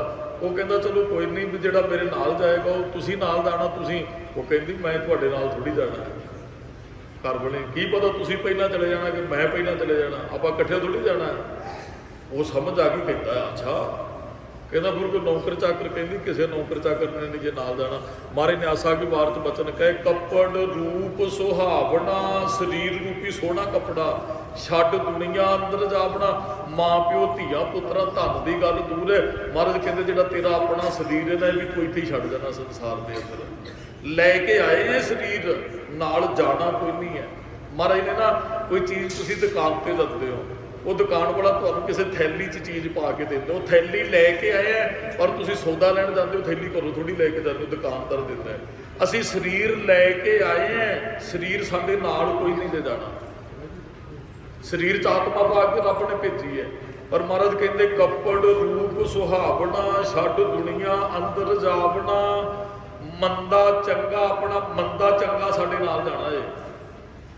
ਮੰਦਾ ਚੰਗਾ ਆਪਣਾ ਤੂੰ ਨਿੱਜੀ ਤੌਰ ਤੇ ਜੋ ਮੰਦਾ ਚੰਗਾ ਕੀਤਾ ਆਪੇ ਹੀ ਕੀਤਾ ਪਾਵਣਾ। ਤੂੰ ਆਪਣਾ ਕੀਤਾ ਆਪੇ ਪਾਉਣਾ ਉੱਥੇ। ਹੁਕਮ ਕੀਏ ਮਨ ਭਾਵਦੇ। ਬੰਦੇ ਕੋਲ ਥੋੜੀ ਜਿਹੀ ਤਾਕਤ ਹੋਵੇ, ਮਨ ਭਾਉਂਦੇ ਹੁਕਮ ਕਰਦਾ ਹੈ। ਜਿਹਦੇ ਤੇ ਜਿਹਦਾ ਜ਼ੋਰ ਚੜ੍ਹਦਾ ਉਹ ਚੜਾਉਂਦਾ ਹੈ। ਮਹਾਰਾਜ ਕਹਿੰਦੇ ਹੁਣ ਤੇ ਮਨ ਭਾਉਂਦੇ ਹੁਕਮ ਕਰਦਾ ਹੈ, ਰਾਹ ਭੀੜ ਹੈ ਅੱਗੇ ਜਾਵਣਾ, ਜਿੱਥੇ ਤੂੰ ਅੱਗੇ ਜਾਣਾ ਰਸਤਾ ਬੜਾ ਭੀੜ ਹੈ। ਫਿਰ ਨੰਗਾ ਦੋਜਕ ਚੱਲਿਆ, ਦੋਜਕ ਨਰਕਾਂ ਨੂੰ ਕਹਿੰਦੇ, ਕਹਿੰਦੇ ਬੰਦੇ ਦੇ ਪਾਪ ਨੰਗੇ ਹੋ ਗਏ ਤੇ ਨਰਕਾਂ ਵਾਲੇ ਪਾਸੇ ਦੇ ਰਸਤੇ ਤੇ ਤੁਰ ਪਿਆ। ਤਾਂ ਦਿਸੈ ਖਰਾ ਡਰਾਵਣਾ, ਕਹਿੰਦੇ ਹੁਣ ਡਰਾਉਣਾ ਦਿਸਦਾ, ਪਾਪ ਪ੍ਰਗਟ ਹੋ ਗਏ, ਨਜ਼ਾਰ ਹੋ ਗਏ। ਕਾਜ ਔਗਣ ਪਛੋਤਾਵਣਾ, ਇੱਥੇ ਬੰਦਾ ਔਗਣ ਕਰਦਾ ਹੈ, ਅੱਗੇ ਫਿਰ ਪਛਤਾਵਾ ਪੱਲੇ ਪੈਂਦਾ ਹੈ। ਬੰਦੇ ਨੇ ਕ੍ਰਾਈਮ ਕੀਤਾ, ਮੂੰਹ ਚੁੱਕ ਕੇ ਥੋੜੀ ਪੰਚਾਇਤ 'ਚ ਖੜਦਾ ਹੈ। ਕਿਸੇ ਨੇ ਗਲਤ ਕੰਮ ਕੀਤਾ, ਪੰਚਾਇਤ ਸਾਰੀ ਖੜੀ ਹੈ। ਜਿਹਨੇ ਕ੍ਰਾਈਮ ਕੀਤਾ ਉਹਦਾ ਮੂੰਹ ਧਰਤੀ ਵਾਲੇ ਪਾਸੇ ਨੂੰ ਹੈ, ਕਿਉਂਕਿ ਸ਼ਰਮਿੰਦਾ। ਮਹਾਰਾਜ ਕਹਿੰਦੇ, ਬਾਬਾ ਫਰੀਦ ਜੀ ਨੇ ਕਿਹਾ, ਫਰੀਦਾ ਜਿੰਨੀ ਕਮੀ ਨਾਹੇ ਗੁਣ ਤੇ ਕਮੜੇ ਵਸਾਦ ਮਤ ਸ਼ਰਮਿੰਦਾ ਥੀ ਬਈ, ਸਾਈਂ ਦਾ ਦਰਬਾਰ ਬੰਦਿਆ ਜਿੰਨਾ ਕੰਮਾਂ 'ਚ ਗੁਣ ਨਹੀਂ ਉਹ ਕਰਨਾ ਹੀ ਛੱਡ ਦੇ, ਸਾਈਂ ਦੇ ਦਰਬਾਰ 'ਚ ਤੈਨੂੰ ਸ਼ਰਮਿੰਦਗੀ ਨਾ ਝੱਲਣੀ ਪਵੇ, ਅੱਗੇ ਮੂੰਹ ਨੀਵਾ ਕਰਕੇ ਨਾ ਉੱਥੇ ਖੜਨਾ ਪਵੇ। ਇੱਥੇ ਮਹਾਰਾਜ ਕਹਿੰਦੇ ਐ, ਪੁੱਤਰ ਕਲੱਤਰ ਨਾ ਸੰਗ ਧਨਾ ਹਰ ਅਵਨਾਸੀਓ, ਉਹ ਧੀਆਂ ਪੁੱਤਰ ਧਨ ਸਾਡੇ ਨਾਲ ਨਹੀਂ ਜਾਣਾ, ਇੱਕ ਰੱਬ ਨਾਲ ਨਿਭਣ ਵਾਲਾ ਹੈ। ਪਲਚ ਪਲਚ ਸਗਨੇ ਮੋਈ, ਝੂਠੈ ਧੰਦੈ ਮੋਹ। ਸਾਡੀ ਆਤਮਾ ਜਿਹੜੀ ਨਾ ਪਲਚ ਪਲਚ ਕੇ ਮਰ ਗਈ ਜੀ। ਤੁਹਾਨੂੰ ਮਰੀਆਂ ਜ਼ਮੀਰਾਂ ਵਾਲੇ ਬਹੁਤ ਬੰਦੇ ਨਜ਼ਰ ਆਉਣਗੇ, ਜਿਹਦੇ ਤੇ ਦਇਆ ਨਹੀਂ, ਉਹ ਮਰਿਆ ਹੋਇਆ ਬੰਦਾ ਹੈ। ਉਹ ਵੱਖਰੀ ਗੱਲ, ਆਪਣੇ ਆਪ ਨੂੰ ਜਿਉਂਦਾ ਸਮਝਦਾ ਹੈ। ਮਹਾਰਾਜ ਕਹਿੰਦੇ, ਝੂਠੇ ਧੰਦੇ ਉਹ ਝੂਠੇ ਬੋਝ, ਝੂਠੇ ਧੰਦਿਆਂ 'ਚ ਪੈ ਕੇ ਧੰਦਾ ਕਰਦਿਆਂ ਨੇਹ ਫਲ ਜੜਮ ਗਵਾਇਆ, ਸੁਖ ਦਾਤਾ ਮਨ ਨਾ ਵਸਾਇਆ। ਸਾਡੀ ਜ਼ਮੀਰ ਪਲਚ ਪਲਚ ਕੇ ਮਰ ਚੁੱਕੀ ਹੈ। ਇਕਸ ਹਰ ਕੇ ਨਾਮ ਬਿਨ ਅੱਗੇ ਲਈਐ ਕੋਹੇ। ਬੜੇ ਪਿਆਰੇ ਬੋਲ ਨੇ, ਇੱਕ ਨਾਮ ਨਾਲ ਜਾਣਾ ਸਾਰਾ ਕੁਝ ਖੋਹ ਲੈਣਾ ਹੈ। ਇੱਕ ਤਾਂ ਉਹਦਾ ਖੋਹ ਵੀ ਅੱਗੇ। ਮਹਾਰਾਜ ਕਹਿੰਦੇ ਐ, ਕਰਮ ਧਰਮ ਪਖੰਡ ਜੋ ਦੀਸੈ ਤਿਨ ਜਪ ਜਗਾਤੀ ਲੂਟੈ, ਨਿਰਵਾਣ ਕੀਰਤਨ ਗਾਵੋ ਕਰਤੇ ਕਾ ਨਿਮਖ ਸਿਮਰਤ ਜਿਤ ਛੂਟੈ। ਤੇ ਦੂਸਰਾ ਖੋਣਾ ਆ, ਜਦੋਂ ਨਾਲ ਜਾਵਾਂਗੇ ਸਾਡੀ ਜ਼ਮੀਨ ਖੋਲੀ ਸਾਡੇ ਬੱਚਿਆਂ ਨੇ, ਖੋਈ ਨਹੀਂ ਹੈ ਉਹ ਖੋਈ। ਇੱਥੇ ਮਾਰੋ ਵੀ ਸ਼ਬਦ ਵਰਤਣਾ ਪਿਆ। ਤੁਸੀਂ ਬੈਂਕ 'ਚ ਖਾਤਾ ਖੁਲਾਉਂਦੇ ਹੋ, ਤੁਹਾਡਾ ਉਹ ਨਾਮ ਨਹੀਂ ਜ਼ਰੂਰ ਲਿਖਦੇ, ਬੱਚਿਆਂ ਨੂੰ ਲਿਖਾ ਦਿਓ ਨਾਮ, ਘਰ ਵਾਲੀ ਦਾ ਲਿਖਾ ਦਿਓ, ਉਹ ਤੇ ਅਸੀਂ ਜਿਉਂਦਿਆਂ ਹੀ ਦੇ ਦਿੰਦੇ ਆ ਜ਼ਮੀਨ। ਉਹ ਸਾਰਾ ਕੁਝ ਉਹ ਜਾਣ ਤੋਂ ਪਹਿਲਾਂ ਬਾਪੂ ਕਹਿੰਦੇ ਉਹ ਗਰਦੌਰੀ ਕਰਾ ਦਿੰਦੇ ਆਪਣੇ, ਉਹ ਕਿਤੇ ਨਾ ਕਿਤੇ ਪੁੱਤਰਾਂ ਦੇ ਨਾਲ। ਮਹਾਰਾਜ ਕਹਿੰਦੇ, ਸਾਰਾ ਕੁਝ ਤੇਰੇ ਤੋਂ ਲੁੱਟਿਆ ਪੁੱਟਿਆ ਜਾਣਾ ਬੰਦਿਆ, ਇੱਕ ਨਾਮ ਹੀ ਸਿਰਫ ਤੇਰੇ ਨਾਲ ਜਾਣਾ ਹੈ। ਇਹ ਤੇ ਸਾਰਾ, ਕਿਹੜੀ ਜ਼ਮੀਨ ਨਾਲ ਲੈ, ਕਿਹੜਾ ਘਰ ਭੁੱਖ ਕੇ ਨਾਲ ਲੈ ਜਾਏਗਾ, ਕਿਹੜੀ ਜੇਬ 'ਚ ਨੋਟ ਪਾ ਕੇ, ਕਿਸੇ ਨੇ ਤੈਨੂੰ ਕੁਝ ਨਹੀਂ ਦੇਣਾ, ਇਹ ਤੇ ਲੁੱਟਿਆ ਪੁੱਟਿਆ ਜਾਣਾ ਤੇਰਾ। ਮਹਾਰਾਜ ਕਹਿੰਦੇ ਨੇ, ਇੱਕ ਸਹਾਦ ਕੇ ਨਾਮ ਬੇਣ, ਨਾਮ ਤੋਂ ਬਗੈਰ ਅੱਗੇ ਲਈਐ ਖੋ। ਕਹਿੰਦੇ ਸਾਰਾ ਕੁਝ ਤੇਰੇ ਤੋਂ ਖੋਹ ਲਿਆ ਜਾਣਾ, ਨਾਮ ਜਪ, ਸਿਰਫ ਨਾਮ ਤੇਰੇ ਨਾਲ ਨਿਭਣ ਵਾਲਾ ਹੈ। ਮਹਾਰਾਜ ਕਹਿੰਦੇ, ਰੱਬ ਨੂੰ ਅਸੀਂ ਵਿਸਾਰ ਦਿੱਤਾ, ਦਈਓ ਵਿਸਾਰ ਦਿੱਤਾ, ਵਿਗੁਚਣਾ ਹੁਣ ਬੰਦਾ ਖੁਆਦ ਹੋ ਰਿਹਾ ਰੱਬ ਨੂੰ ਭੁੱਲ ਕੇ, ਹਰ ਮਿਸਰਤ ਸਦਾ ਖੁਆਦੀ। ਰੱਬ ਤੋਂ ਬਗੈਰ ਸਾਡਾ ਸਾਥੀ ਕੋਈ ਨਹੀਂ ਜੇ ਗੁਰਮੁਖੋ। ਕੱਲ ਪਰਸੋਂ ਦਾਸ ਨੇ ਬੇਨਤੀ ਕੀਤੀ, ਗੁਰੂ ਸਾਹਿਬ ਦੀ ਸਾਡੇ ਜਨਮ ਤੋਂ ਪਹਿਲਾਂ ਵੀ ਜ਼ਰੂਰਤ ਪਈ। ਸਾਡੇ ਮਾਂ-ਪਿਓ ਨੇ ਅਰਦਾਸਾਂ ਕੀਤੀਆਂ ਵੀ ਸਾਡੇ ਘਰੇ ਬੱਚੇ ਦਾ ਜਨਮ ਹੋਇਆ, ਸਾਡੇ ਜਨਮ ਤੋਂ ਪਹਿਲਾਂ ਵੀ ਗੁਰੂ ਸਾਹਿਬ ਦੀ ਸਾਨੂੰ ਲੋੜ ਸੀ। ਜਦੋਂ ਸੰਸਾਰ ਤੇ ਆਏ ਅਸੀਂ ਅਰਦਾਸਾਂ ਕਰਦੇ ਰਹੇ, ਗੁਰੂ ਸਾਹਿਬ ਆਹ ਦੇ ਦਿਓ, ਆਹ ਦੇ ਦਿਓ, ਸਾਡੀ ਇੱਥੇ ਮਦਦ ਕਰ ਦਿਓ, ਇੱਥੇ ਮਦਦ। ਜਿੱਦਣ ਮਰਾਂਗੇ ਨਾ, ਬਾਅਦ 'ਚ ਵੀ ਸਹਿਜ ਪਾਠ ਤੇ ਕੀਰਤਨ ਦੀਵਾਨ ਸਜਣੇ, ਸਾਨੂੰ ਮਰਨ ਤੋਂ ਬਾਅਦ ਵੀ ਗੁਰੂ ਦੀ ਲੋੜ ਹੈ। ਹੋਰ ਨਾਲ ਕਿਸੇ ਨੂੰ ਕੋਈ ਨਹੀਂ ਨਿਭਣਾ। ਹੋਰ ਤੇ ਸਾਰਿਆਂ ਨੇ, ਕੱਲ ਵੀ ਦਾਸ ਬੇਨਤੀ ਕਰਦੇ, ਸ਼ਮਸ਼ਾਨ ਘਾਟ ਤੱਕ ਜ਼ਰੂਰ ਜਾਣਗੇ। ਉੱਥੇ ਜਾ ਕੇ ਥੋੜਾ ਝੂਠਾ ਜਿਹਾ ਰੋਣਗੇ, ਵਾਪਸ ਮੋੜ ਆਉਣਗੇ, ਮੰਜਾ ਬਿਸਤਰਾ ਗੁਰਦੁਆਰੇ ਛੱਡ ਆਉਣਗੇ। ਫਿਰ ਭਲਿਆ ਤੇਰੀ ਕਿਸੇ ਨੇ ਬਾਤ ਨਹੀਂ ਉਹ ਪੁੱਛਣੀ। ਫਿਰ ਤੇ ਕਿਤੇ ਸੁਪਨੇ 'ਚ ਵੀ ਆ ਗਿਆ ਤੇ ਉਹਨਾਂ ਨੇ ਡਰੇ ਫਿਰਨਾ ਵੀ ਬਾਪੂ ਸੁਪਨੇ 'ਚ ਕਿਉਂ ਆ ਗਿਆ। ਮਹਾਰਾਜ ਕਹਿੰਦੇ, ਹੁਣ ਜਪ ਖੁਆਦ ਹੋਇਆ ਬੈਠਾ ਹੈ, ਰੱਬ ਦੇ ਨਾਮ ਤੋਂ ਬਗੈਰ ਤੇਰਾ ਕੋਈ ਮਦਦਗਾਰ ਨਹੀਂ ਹੈ। ਹਾਂ, ਜਿਹੜਾ ਉਸ ਪ੍ਰੀਤਮ ਵਾਹਿਗੁਰੂ ਦੇ ਚਰਨੀ ਲੱਗ ਜਾਂਦਾ ਹੈ। ਮਹਾਰਾਜ ਕਹਿੰਦੇ, ਉਹਨਾਂ ਦੀ ਪਵਿੱਤਰ ਸ਼ੋਭਾ ਹੁੰਦੀ, ਸੱਚੇ ਮਾਰਗ ਚੱਲਦਿਆਂ ਉਸਤਤ ਕਰੇ ਜਹਾਨ।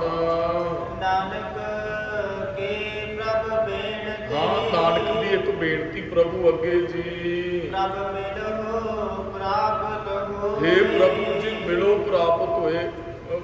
ਤੁਸੀਂ ਗੁਰੂ ਰਾਹੀਂ ਰੱਬ ਮਿਲਦਾ, ਵਿਛੜਿਆ ਮੇਲੇ ਪ੍ਰਭੂ ਹਰ ਦਰਗੇ ਕਬ ਸੀਟ। ਹੁਣ ਗੱਲ ਸਮਝ ਕੇ ਬੇਨਤੀ ਇਹੀ ਕੀਤੀ, ਰੱਬ ਜੀ ਤੁਸੀਂ ਮਿਲੋ, ਗੱਲ ਸਮਝ ਆ ਗਈ, ਵਿਸਾਖ ਦੇ ਮਹੀਨੇ 'ਚ ਤੁਹਾਡੇ ਤੋਂ ਬਗੈਰ ਮੈਨੂੰ ਕਿਸੇ ਨੇ ਸ਼ਾਂਤੀ ਨਹੀਂ ਬਖਸ਼ਣੀ ਹੈ ਜੀ। ਵੈਸਾਖ ਸੁਹਾਵਾ ਤਾਂ ਲੱਗੈ, ਮਹਾਰਾਜ ਕਹਿੰਦੇ ਵਿਸਾਖ ਦਾ ਮਹੀਨਾ ਸੋਹਣਾ ਤਾਂ ਲੱਗੇਗਾ ਜਾਂ ਸੰਤ ਭੇਟੈ ਹਰ ਸੋਇ। ਜੇ ਸੰਤ ਨੂੰ ਭੇਟਾਂਗੇ ਹਰ ਸੋਏ ਨੂੰ। ਵਿਸਾਖ ਦਾ ਮਹੀਨਾ ਸਿੱਖਾਂ ਤੇ ਨੂੰ ਸੁਖ ਤਾਂ ਦੇਗਾ। ਇਹ ਦੂਸਰਾ ਮਹੀਨਾ ਹੈ ਜੀ ਨਵੇਂ ਸਾਲ ਦਾ। ਚੇਤ ਪਹਿਲਾ ਮਹੀਨਾ ਹੈ, ਇਹ ਵਿਸਾਖ ਦੂਸਰਾ ਮਹੀਨਾ ਹੈ। ਮਹਾਰਾਜ ਕਹਿੰਦੇ ਸੰਤ ਗੁਰੂ ਕੋਲ ਬੈਠੇਗਾ, ਸੁੱਖਾਂ ਭਰਿਆ ਮਹੀਨਾ ਹੋਏਗਾ ਤੇਰੇ ਵਾਸਤੇ। ਇਸ ਮਹੀਨੇ 'ਚ ਕੋਈ ਦੁੱਖ ਤਕਲੀਫ ਨਹੀਂ। ਇੰਨੀਆਂ ਕੁ ਬੇਨਤੀਆਂ ਇਸ ਮਹੀਨੇ ਦੀ ਵਿਚਾਰ ਦੇ ਸੰਬੰਧ 'ਚ। ਅੱਜ ਵਿਸਾਖੀ ਵਾਲੇ ਦਿਨ ਖਾਲਸਾ ਪੰਥ ਦੀ ਸਾਜਨਾ ਹੋਈ। ਜਿਤਨਾ ਕੁ ਸਮਾਂ ਬਾਕੀ ਕੁਝ ਕੁ ਬੇਨਤੀਆਂ ਦਾਸ ਸਾਂਝੀਆਂ ਕਰਨੀਆਂ ਚਾਹੇਗਾ। ਗੁਰਮੁਖੋ ਅੱਜ ਦੇ ਦਿਨ ਅਨੰਦਪੁਰ ਸਾਹਿਬ ਦੀ ਪਾਵਨ ਧਰਤੀ ਤੇ ਕੇਸਗੜ੍ਹ ਸਾਹਿਬ ਵਾਲੀ ਜਗ੍ਹਾ ਤੇ ਧੰਨ ਗੁਰੂ ਗੋਬਿੰਦ ਸਿੰਘ ਸਾਹਿਬ ਜੀ ਨੇ ਹੁਕਮਨਾਮੇ ਭੇਜੇ ਸੰਗਤਾਂ ਨੂੰ ਬਹੁਤ ਦੂਰ ਦੂਰ ਤੱਕ। ਸਤਿਗੁਰੂ ਉਸ ਤੋਂ ਪਹਿਲਾਂ ਇਕਾਂਤਵਾਸ ਵੀ ਰਹੇ। ਆਪ ਜੀ ਕਿਲੇ 'ਚ ਜਾਂਦੇ ਨਾ ਅਨੰਦਪੁਰ ਸਾਹਿਬ, ਉਹ ਬੌਲੀ ਸਾਹਿਬ ਜਿਹੜੇ ਜਿਸ ਉਹ ਕਿਲੇ ਦੇ ਵਿੱਚ ਬਣਿਆ, ਉਸ ਨਾ ਇੱਕ ਸਾਈਡ ਤੇ ਇੱਕ ਕਮਰਾ ਹੈ, ਰੂਮ ਉਸ ਕਿਲੇ ਦੇ ਅੰਦਰ। ਉੱਥੇ ਬਾਹਰ ਲਿਖਿਆ ਹੈ, ਮੈਨੂੰ 2 ਮਹੀਨੇ ਪਹਿਲਾਂ ਦਰਸ਼ਨ ਕਰਨ ਦਾ ਮੌਕਾ ਮਿਲਿਆ। ਉੱਥੇ ਲਿਖਿਆ ਹੈ ਵੀ ਇਹ ਅੰਮ੍ਰਿਤ ਦੀ ਦਾਤ ਦੇਣ ਤੋਂ ਪਹਿਲਾਂ ਮਹਾਰਾਜ ਇਸ ਕਮਰੇ 'ਚ ਇਕਾਂਤਵਾਸ ਰਹੇ ਸਨ। ਉਹ ਮਹਾਰਾਜ ਉਹਦੇ ਕਾਗਜ਼ਾਂ ਤੇ ਬਹੁਤ ਕੁਝ ਲਿਖਦੇ ਰਹੇ ਉੱਥੇ। ਚਲੋ ਮੇਰੇ ਕੋਲ ਸਮਾਂ ਨਹੀਂ ਵੀ ਮੈਂ ਖੋਲ ਕੇ ਇਤਿਹਾਸ ਸਾਰਾ ਸਾਂਝਾ ਕਰ ਸਕਾਂ। ਮਹਾਰਾਜ ਨੇ ਹੁਕਮਨਾਮੇ ਭੇਜੇ, ਕਈਆਂ ਨੇ ਬਹੁਤ ਜ਼ਿਆਦਾ ਇਕੱਠ ਦੀ ਗੱਲ ਕੀਤੀ, ਲੱਖਾਂ ਦੀ ਗਿਣਤੀ 'ਚ। ਹਾਂ, ਜਿਹੜੇ ਇਤਿਹਾਸਕਾਰਾਂ ਨੇ ਜ਼ਿਆਦਿਆਂ ਦੀ ਰਹਿ ਵੀ 80 ਤੋਂ ਲੈ ਕੇ 84,000 ਤੱਕ ਜਿਹੜਾ ਦੀਵਾਨ ਦੇ ਵਿੱਚ ਹੀ ਸਿੱਖ ਬੈਠੇ ਸਨ। ਸੰਗਤ ਜਿਹੜੀ ਹੈ ਗੁਰੂ ਘਰ ਹੁਣ ਸੰਗਤ ਹੈ। ਆਪਾਂ ਜੇ ਦਰਬਾਰ ਦੀ ਗਿਣਤੀ ਕਰੀਏ ਬਹੁਤੀ ਨਹੀਂ ਹੋਏਗੀ, ਪਰ ਸਾਰੇ ਕੰਪਲੈਕਸ ਦੇ ਅੰਦਰ ਗਿਣਤੀ ਕਰੀਏ ਤੇ ਬਹੁਤ ਸੰਗਤ ਬਾਹਰ ਕੋਈ ਪ੍ਰਸ਼ਾਦਾ ਪਾਣੀ ਛਕ ਰਿਹਾ ਹੈ, ਕੋਈ ਹੋਰ ਇੱਧਰ ਉੱਧਰ ਕੋਈ ਅਜੇ ਆ ਰਿਹਾ, ਕੋਈ ਜਾ ਰਿਹਾ, ਵੀ ਕਾਫੀ ਗਿਣਤੀ ਬਣ ਜਾਂਦੀ ਹੈ। ਚਲੋ 80-84,000 ਸਰੀਰ ਤੇ ਸਾਹਮਣੇ ਬੈਠਾ ਹੈ।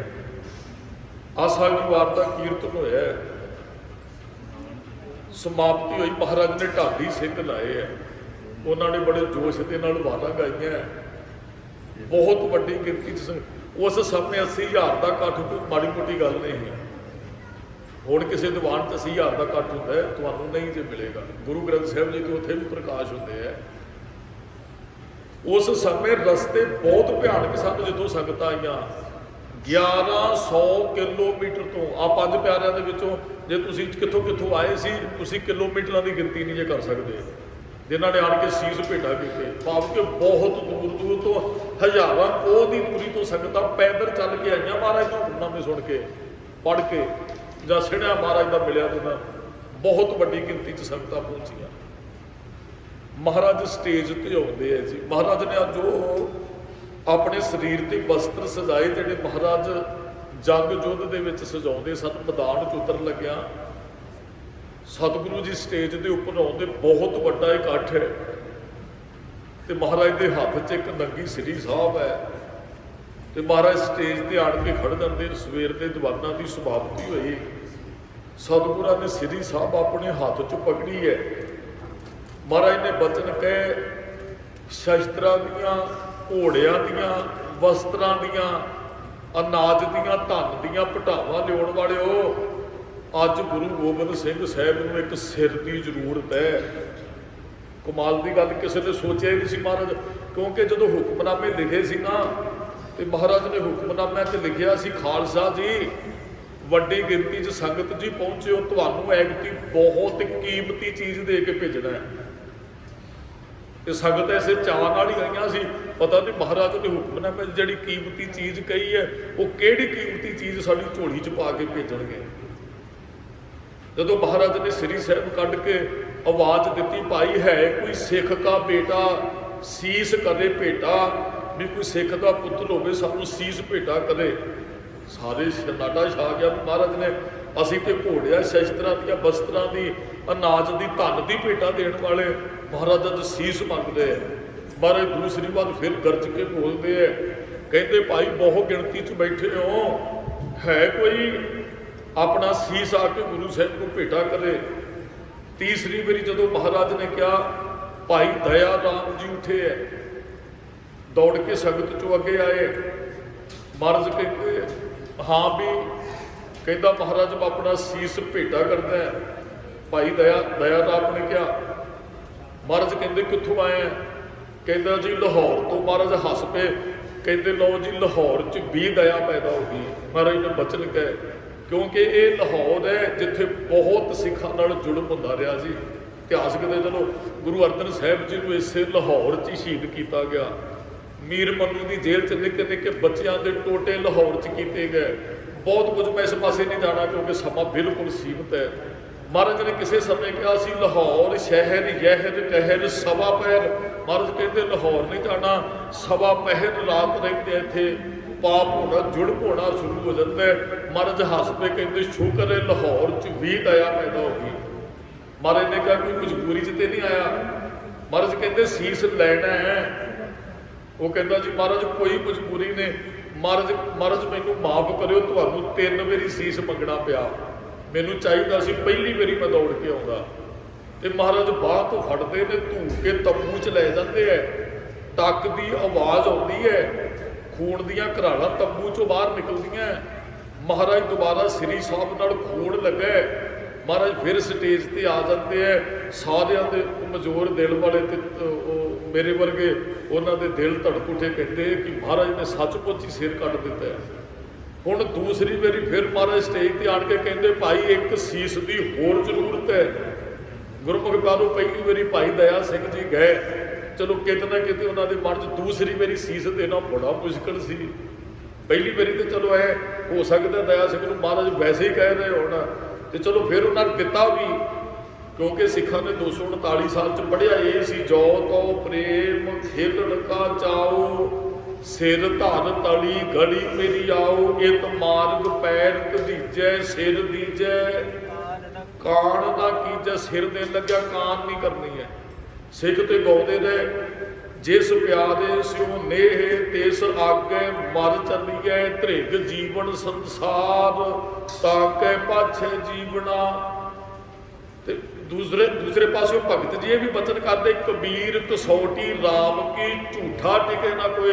ਝੂਠਾ ਗੁਰੂ ਤੇ ਰੱਬ ਦੀ ਕਸੌਟੀ ਤੇ ਖਰਾ ਨਹੀਂ ਉਤਰ ਸਕਦਾ। ਜਿਨ ਮਨ ਹੋਰ ਮੁਖ ਹੋਰ ਸੇ ਕਾਢੇ, ਕੱਚਿਆ ਸੀਸ ਉਹਨਾਂ ਨੇ ਭੇਟਾ ਕੀਤੇ ਜਿਹੜੇ ਪੂਰਨ ਤੌਰ ਤੇ ਅੰਦਰੋਂ ਜੁੜੇ ਹੋਏ ਹਨ।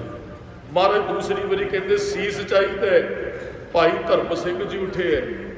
ਜਦੋਂ ਭਾਈ ਧਰਮ ਸਿੰਘ ਜੀ ਉੱਠੇ, ਮਹਾਰਾਜ ਕਹਿੰਦੇ ਕਿੱਥੋਂ ਆਏ ਹੈ? ਕਹਿੰਦਾ ਜੀ ਹਸਤਨਾਪੁਰ ਦਿੱਲੀ ਤੋਂ। ਮਹਾਰਾਜ ਕਹਿੰਦੇ ਸ਼ੁਕਰ ਹੈ ਦਿੱਲੀ 'ਚ ਉਹ ਵੀ ਧਰਮ ਪੈਦਾ ਹੋਇਆ।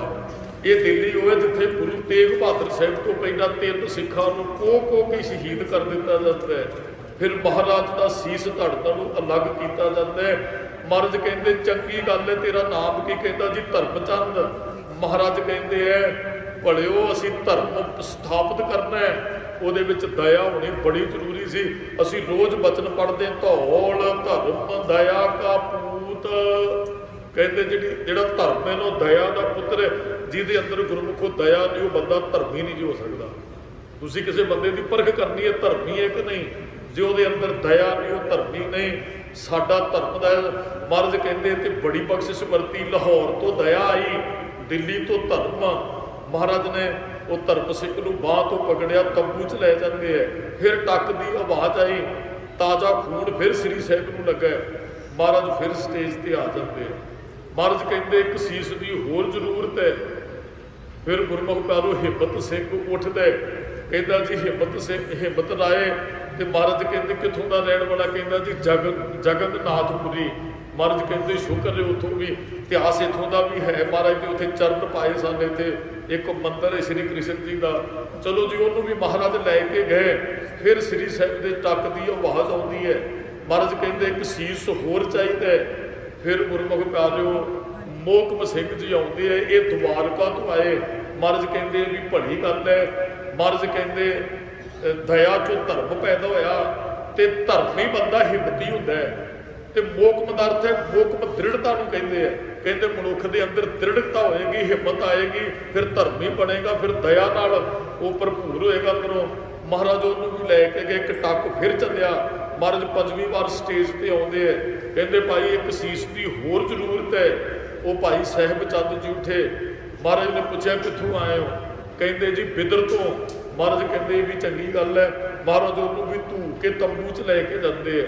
ਜਿਹੜੇ ਕਮਜ਼ੋਰ ਦਿਲ ਵਾਲੇ ਸਨ ਨਾ, ਕਹਿੰਦੇ ਉਹ ਭੱਜ ਕੇ ਮਾਤਾ ਗੁਜਰ ਕੌਰ ਜੀ ਦੇ ਕੋਲ ਜਾਂਦੇ। ਕਹਿੰਦੇ ਮਾਤਾ ਗੁਰੂ ਗੋਬਿੰਦ ਸਿੰਘ ਸਾਹਿਬ ਨੂੰ ਪਤਾ ਨਹੀਂ ਕੀ ਹੋ ਗਿਆ, ਜੇ ਮਾਂ ਬੱਚੇ ਦਾ ਗਲ ਘੁੱਟਣ ਲੱਗੇ ਤੇ ਬੱਚਾ ਬਚੇਗਾ ਕਿਵੇਂ? ਜੇ ਸਿੱਖਾਂ ਨੂੰ ਗੁਰੂ ਆਪ ਹੀ ਮਾਰਨ ਲੱਗੇ ਤੇ ਸਿੱਖ ਬਚਣਗੇ ਕਿਵੇਂ? ਮਾਤਾ ਗੁਜਰ ਕੌਰ ਨੇ ਕਿਹਾ ਉਹਨਾਂ ਦੇ ਅੰਦਰ ਗੁਰੂ ਨਾਨਕ ਸਾਹਿਬ ਦੀ ਜੋਤ ਹੈ, ਇਹ ਕੋਈ ਕੌਤਕ ਵਰਤਾਉਣ ਲੱਗੇ ਨੇ, ਬਸ ਚੁੱਪ ਕਰਕੇ ਉਹਦੀ ਰਜ਼ਾ 'ਚ ਰਾਜੀ ਰਹੋ। ਕਈ ਤੇ ਮੇਰੇ ਵਰਗੇ ਨਿਕਲ ਗਏ। ਚਲੋ ਉਦੋਂ ਤੇ 5 ਜਿਹੜੇ ਉਹ ਗੁਰਮੁਖ ਕਾਰੂ ਹਾਜ਼ਰ ਹੋਏ ਸਨ। ਹੁਣ ਕਿਤੇ ਗੁਰੂ ਸਾਹਿਬ ਆਵਾਜ਼ ਮਾਰ ਲੈਣ, ਇੱਕ ਨੇ ਇੱਕੋ ਨਹੀਂ ਜੇ ਖੜਨਾ। ਹੁਣ ਧਰਮ ਨਹੀਂ ਨਾ ਰਿਹਾ ਸਾਡੇ ਅੰਦਰ, ਉਹ ਪਰਪੱਕਤਾ ਉਹਨਾਂ ਵਾਲੀ ਸਾਡੇ ਅੰਦਰ ਨਹੀਂ ਹੈ। ਚਲੋ ਜੀ, ਮਹਾਰਾਜ ਨੇ ਉਹ ਫਿਰ ਇੱਕ ਬਾਟਾ ਸਤਲੁਜ ਦਾ ਜਲ ਪਗਵਾਇਆ, ਸਰਬਲੋਹ ਦਾ ਬਾਟਾ ਹੈ, ਉਹ ਮਾਤਾ ਜੀ ਨੇ ਲਿਆ ਕੇ ਪਤਾਸੇ ਪਾ ਦਿੱਤੇ। ਸਤਿਗੁਰਾਂ ਨੇ ਖੰਡਾ ਲਿਆ, ਅੰਮ੍ਰਿਤ ਤਿਆਰ ਕੀਤੇ, ਬਾਣੀਆਂ 5 ਬਾਣੀਆਂ, ਜਪਜੀ ਸਾਹਿਬ ਦੀ ਬਾਣੀ, ਜਾਪ ਸਾਹਿਬ ਦੀ ਬਾਣੀ, ਸਵਈਏ ਚੌਪਈ ਸਾਹਿਬ, ਆਨੰਦ ਸਾਹਿਬ, ਇਹ ਬਾਣੀਆਂ ਪੜ੍ਹੀਆਂ। ਮਹਾਰਾਜ ਨੇ ਉਹ ਬਾਟੇ 'ਚ ਜਲ ਪਤਾਸੇ ਖੰਡੇ ਨਾਲ ਮਹਾਰਾਜ ਨੇ ਜਦੋਂ ਅੰਮ੍ਰਿਤ ਤਿਆਰ ਕਰਕੇ ਉਸ ਅੰਮ੍ਰਿਤ ਦੇ ਛੱਟੇ ਉਹਨਾਂ ਸਰੀਰਾਂ ਤੇ ਮਾਰੇ ਜਿਨ੍ਹਾਂ ਦੇ ਧੜਾਂ ਨਾਲੋਂ ਸੀਸ ਅਲੱਗ ਹੋ ਚੁੱਕੇ ਸਨ। ਕਹਿੰਦੇ ਉਹ 5 ਸਿੰਘ ਜਿਹੜੇ ਵਾਹਿਗੁਰੂ ਵਾਹਿਗੁਰੂ ਕਰਦੇ ਉੱਠ ਕੇ 10ਵੇਂ ਪਾਤਸ਼ਾਹ ਦੇ ਚਰਨਾਂ 'ਚ ਆਪਣਾ ਸੀਸ ਲਿਆ ਕੇ ਰੱਖ ਦਿੰਦੇ ਆ। ਕਈ ਇਤਿਹਾਸਕਾਰਾਂ ਨੇ ਕਿਹਾ ਕਿਸੇ ਦਾ ਸਿਰ ਕਿਸੇ ਨਾਲ ਜੁੜਿਆ, ਕਿਸੇ ਦਾ ਸਿਰ ਕਿਸੇ ਨਾਲ ਜੁੜਿਆ। ਉਹ ਆਏ ਮਹਾਰਾਜ ਦੀ ਤਾਬਿਆਂ ਦੇ ਅੰਦਰ, ਉਹਨਾਂ ਨੂੰ ਮਹਾਰਾਜ ਨੇ ਫਿਰ ਇੱਕ ਬਾਣਾ, ਇਹ 5 ਕਕਾਰ ਕੱਕੇ ਬਖਸ਼ਿਸ਼ ਕੀਤੇ। ਮਹਾਰਾਜ ਨੇ ਰਹਿਤ ਸਮਝਾਈ, ਮਹਾਰਾਜ ਨੇ ਪ੍ਰੇਤਾਂ ਦਾ ਤਿਆਗ ਕਰਨਾ ਹੈ, ਇਹ ਸਾਰਾ ਕੁਝ। ਫਿਰ ਮਹਾਰਾਜ ਆਪ ਕਹਿਣ ਲੱਗੇ, ਕਹਿੰਦੇ ਭਾਈ ਤੁਸੀਂ 5 ਪੰਥ ਦੀ ਪੰਚਾਇਤ ਹੋ। ਸਤਿਗੁਰਾਂ ਨੇ 5 ਪਿਆਰਿਆਂ ਦੀ ਸਥਾਪਨਾ ਕੀਤੀ। ਮਹਾਰਾਜ ਕਹਿੰਦੇ 5 ਪਿਆਰਿਆਂ ਕੇ ਆਪਣਾ ਸੱਜਾ ਗੋਡਾ ਧਰਤੀ ਤੇ ਲਾ ਕੇ ਕਹਿਣ ਲੱਗੇ ਤੁਹਾਨੂੰ ਮੈਂ ਰਾਮ ਤੋਂ ਤੇ ਰਾਏ ਤੋਂ ਸਿੰਘ ਬਣਾ ਦਿੱਤਾ। ਦਇਆ ਰਾਮ ਤੋਂ ਜਾਂ ਹਿੰਮਤ ਰਾਏ ਤੋਂ ਤੁਸੀਂ ਸਿੰਘ ਬਣ ਗਏ ਹੋ। ਤੁਸੀਂ ਹੁਣ ਐ ਸਾਡੇ ਤੇ ਕਿਰਪਾ ਕਰੋ, ਗੋਬਿੰਦ ਰਾਏ ਤੋਂ ਸਾਨੂੰ ਵੀ ਗੋਬਿੰਦ ਸਿੰਘ ਬਣਾ ਦਿਓ। ਉਹ ਹੈਰਾਨ ਹੋ ਗਏ। ਆ ਜਿਹੜੀ ਪੰਕਤੀ ਅਸੀਂ ਪੜ੍ਹਦੇ ਆ ਨਾ, ਵਹਿ ਪ੍ਰਗਟਿਓ ਮਰਦ ਅਗਪੜਾ ਵਰਿਆਮ ਅਕੇਲਾ, ਵਾਹ ਵਾਹ ਗੋਬਿੰਦ ਸਿੰਘ ਆਪੇ ਗੁਰ। ਚੇਲਾ ਇਹ ਪ੍ਰੈਕਟੀਕਲ ਮਹਾਰਾਜ ਨੇ ਇੱਥੇ ਕੀਤਾ। ਗੁਰੂ ਚੇਲਿਆਂ ਨੂੰ ਸਥਾਪਿਤ ਕਰਦੇ, ਚੇਲਿਆਂ ਤੋਂ ਫਿਰ ਗੁਰੂ। ਕਹਿੰਦਾ ਅੰਮ੍ਰਿਤ ਦੀ ਦਾਤ ਸਭ ਨੂੰ ਦਿਓ। ਕਹਿੰਦੇ ਜਦੋਂ ਮਹਾਰਾਜ ਨੇ ਅੰਮ੍ਰਿਤ ਮੰਗਿਆ ਨਾ ਤੇ ਦਇਆ ਸਿੰਘ ਬੋਲੇ, ਕਹਿਣ ਲੱਗੇ ਮਹਾਰਾਜ ਅੰਮ੍ਰਿਤ ਦੀ ਤੇ ਕੀਮਤ ਹੀ ਤੁਸੀਂ ਬੜੀ ਰੱਖ ਦਿੱਤੀ ਹੈ। ਮਹਾਰਾਜ ਕਹਿੰਦੇ ਹੈ ਹੀ ਬੇਸ਼ੁਮਾਰ ਕੀਮਤੀ ਅੰਮ੍ਰਿਤ। ਦਇਆ ਸਿੰਘ ਕਹਿੰਦੇ ਮਹਾਰਾਜ ਸਾਨੂੰ ਇੱਕ ਸੀਸ ਦੇਣਾ ਪਿਆ ਅੰਮ੍ਰਿਤ ਪ੍ਰਾਪਤ ਕਰਨ ਵਾਸਤੇ, ਆਪ ਕੀ ਦਿਓਗੇ? ਮਹਾਰਾਜ ਕਹਿੰਦੇ ਸਾਡਾ ਵੀ ਸੀਸ ਹਾਜ਼ਰ ਹੈ। ਕਹਿੰਦੇ ਜੀ ਸਿੱਖ ਵੀ ਇੱਕ ਸੀਸ, ਗੁਰੂ ਵੀ ਇੱਕ ਸੀਸ। ਮਹਾਰਾਜ ਮੁਸਕਰਾਏ, ਕਹਿਣ ਲੱਗੇ ਗੁਰੂ ਨੇ ਤੁਹਾਡੇ ਤੋਂ ਤੇ ਇੱਕ ਹੀ ਮੰਗਿਆ, ਜਿੱਦਣ ਪੰਥ ਦੀ ਲੋੜ ਪਏਗੀ ਗੁਰੂ ਆਪਣਾ ਸਰਬੰਸ ਕੁਰਬਾਨ ਕਰੇਗਾ।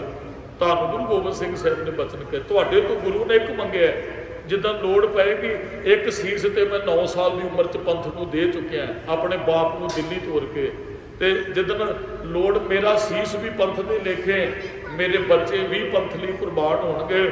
ਦਾਮ ਤੋਣੇ ਦੇ ਸਕੂ ਭੇਟਾ ਮਨਜ਼ੂਰ ਕਰੋ, ਸੁਣੋ ਦਇਆ ਸਿੰਘ ਜੋ ਜੋ ਭੇਟ ਮੈਂ ਚੜਾਊਗਾ, ਇਸ ਅੰਮ੍ਰਿਤ ਦੀ ਖਾਤਰ ਮੈਂ ਸਭ ਕੁਝ ਕੁਰਬਾਨ ਕਰ ਦੇਣਾ। ਮਹਾਰਾਜ ਨੇ ਅਨੰਦਪੁਰ ਸਾਹਿਬ ਕੁਰਬਾਨ ਕੀਤਾ, ਮਹਾਰਾਜ ਨੇ ਆਪਣਾ ਬਾਪ ਕੁਰਬਾਨ ਕੀਤਾ, ਆਪਣੇ ਆਪ ਨੂੰ ਕੁਰਬਾਨ ਕੀਤਾ, ਆਪਣੇ ਭਰਾ ਕੁਰਬਾਨ ਕੀਤੇ, ਆਪਣੇ ਬੱਚੇ ਕੁਰਬਾਨ ਕੀਤੇ। ਪੰਥ ਵਸੇ ਮੈਂ ਉਜੜਾ ਮਨ ਚਾਓ ਕਨੇਰਾ, ਇਹ ਬਚਨ ਕਹੇ ਮਹਾਰਾਜ ਨੇ। ਮਹਾਰਾਜ ਕਹਿੰਦੇ ਇਨ ਪੁੱਤਰਨ ਕੇ ਸੀਸ ਪਾਲਵਾਰ ਦੀਏ ਸੁਤ ਚਾਰ, ਚਾਰ ਹੋਏ ਤੋਂ ਕਿਆ ਹੁਆ ਜੀਵਤ ਕਈ ਹਜ਼ਾਰ। 4 ਹੀ ਗਏ ਨੇ, ਹਜ਼ਾਰਾਂ ਨੂੰ ਬਚਾ ਲਿਆ। ਮੈਨੂੰ ਬੜੀ ਖੁਸ਼ੀ ਹੈ ਮਹਾਰਾਜ ਨੇ ਖਾਲਸਾ ਪੰਥ ਦੀ ਅੱਜ ਦੇ ਦਿਨ ਅਨੰਦਪੁਰ ਸਾਹਿਬ ਦੀ ਧਰਤੀ ਤੇ ਸਥਾਪਨਾ ਕੀਤੀ। ਗੁਰਮੁਖ ਕਾਲੂ ਅਸੀਂ ਕੋਈ ਇਹ ਇਕੱਲੀ ਵਿਸਾਖੀ ਆਏ ਨਹੀਂ ਵੀ ਸੁਣਿਆ ਜਾਂ ਹਾਜ਼ਰੀ ਭਰੀ ਤੇ ਚਲੇ ਗਏ। ਜਿਹੋ ਜਿਹਾ ਸਤਿਗੁਰਾਂ ਨੇ ਖਾਲਸਾ ਸਾਜਿਆ ਸੀ ਉਹ ਗੁਣ ਅਸੀਂ ਵੀ ਧਾਰਨ ਕਰਨੇ ਆ। ਅਸੀਂ ਵੀ 5 ਕੱਕਿਆਂ ਦੇ ਧਾਰਨੀ ਬਣੀਏ, ਬਾਣੀ ਦੇ ਧਾਰਨੀ ਬਣੀਏ। ਸਾਡੇ ਬਜ਼ੁਰਗ ਗਾਉਂਦੇ ਹੁੰਦੇ ਸਨ, ਕਲਗੀ ਧਰ ਦੇ ਪੁੱਤਰੋ ਧੀਓ ਅੰਮ੍ਰਿਤ ਧਾਰੀ ਹੋ ਕੇ ਜੀਓ। ਆਪ ਅੰਮ੍ਰਿਤ ਛਕੋ, ਆਪਣੇ ਬੱਚਿਆਂ ਨੂੰ ਅੰਮ੍ਰਿਤ ਲਈ ਪ੍ਰੇਰੋ। ਭਾਈ ਸਾਨੂੰ ਜ਼ਰੂਰਤ ਹੈ, ਅੱਜ ਸਮਾਂ ਭਿਆਨਕ ਹੈ।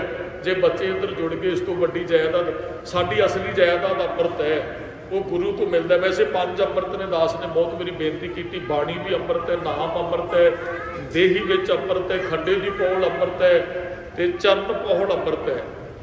ਇਹ 5 ਅੰਮ੍ਰਿਤ। ਅੰਮ੍ਰਿਤ ਪੀਆ ਸਤਿਗੁਰ ਦੀਆ, ਅਵਰ ਨਾ ਜਾਣਾ ਦੂਆ ਦੀਆ। ਇਹ ਅੰਮ੍ਰਿਤ ਅਸੀਂ ਗੁਰੂ ਤੋਂ ਪ੍ਰਾਪਤ ਕਰਨਾ ਹੈ। ਮਹਾਰਾਜ ਨੇ ਨਿਤਨੇਮ ਦੀ ਬਾਣੀ ਦਿੱਤੀ, ਤੂੰ ਰੋਜ਼ ਨਿਤਨੇਮ ਦੀ ਬਾਣੀ ਪੜਿਆ ਕਰ, ਤੂੰ ਰੋਜ਼ ਅੰਮ੍ਰਿਤ ਛਕਿਆ ਕਰੇਗਾ। ਭਾਈ ਸਾਨੂੰ ਨਿਤਨੇਮੀ ਬਣਨਾ ਚਾਹੀਦਾ ਹੈ, ਖੰਡੇ ਦੀ ਪੌਲ ਛਕੀਏ, ਬਾਣੀ ਬਾਣੇ ਦੀ ਧਾਰਨੀ ਬਣੀਏ।